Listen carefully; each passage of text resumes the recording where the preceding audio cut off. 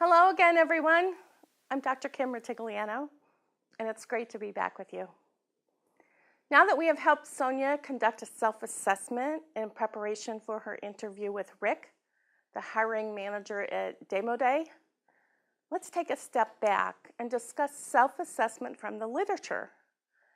Self-assessment has been studied for over 100 years by educational theorists and practitioners, as well as those in the fields of business, career management, medical training, and vocational education. A leading researcher, Georgine Lockyer of Alverno College in Wisconsin, defines self-assessment this way: as the ability to evaluate one's competence, one's progress, and the determination of what needs to come next. Simply put, self-assessments lets you know how you measure up in a given area, helps you determine what the gap is to excellence and mastery, and helps you create a plan of action to bridge the gap. She offers 7 concepts of self-assessment that are very helpful. So let's briefly discuss each one. Self-assessment is a developmental process. You get better at it the more you do it. Self-assessment involves looking for patterns of strength and weakness so that you can plan for improvement. Careful, precise observation so that you don't overdo or underrate your performance is very important. And reflective analysis, kind of like linking new knowledge with what you have learned previously, always helps you keep goals in mind and energizes your learning. Internalizing criteria so that self-assessment begins to come naturally is equally important. Utilizing feedback so that you can better understand what constitutes effective performance and mastery is also quite important.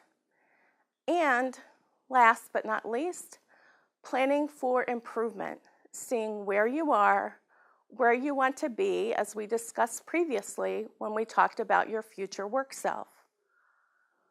All of this adds up to one graduate statement, and I quote, "You have to be able to have an accurate idea of where you are and how you're doing, especially when you take in new information and no longer have teachers as resources anymore."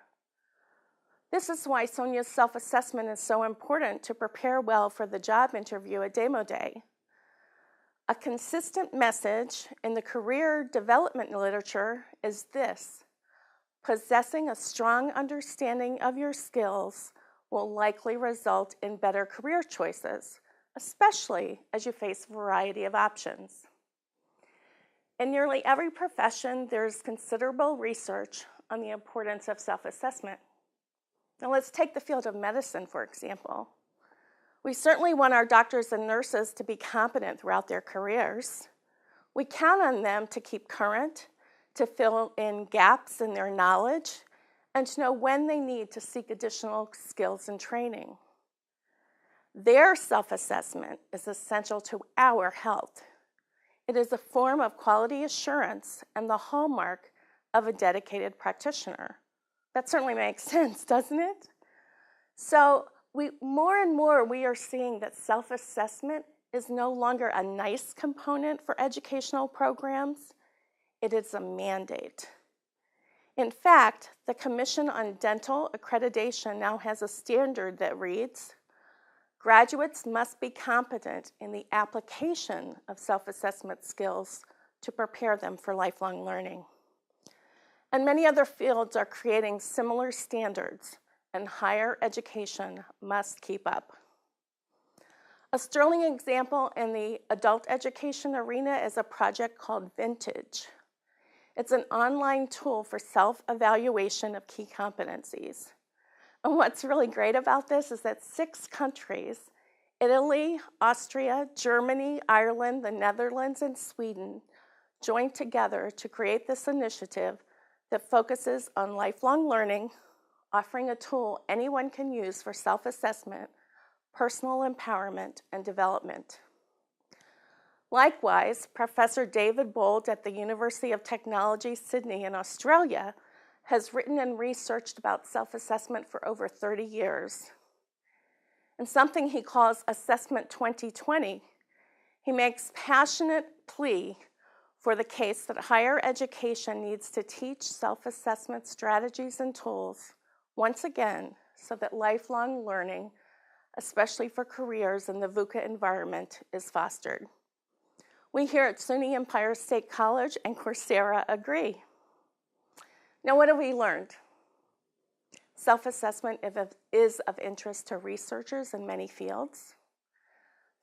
Accurate self-assessment is difficult and must include both self-reflection and external sources. It is a lifelong learning skill that needs to be developed and can be developed as we are experiencing in this specialization. Self-assessment helps us make better career decisions, especially in the VUCA environment. In the Career Development Lab, we will continue to develop the muscle of self-assessment. And next, we will explore the tools of self-assessment.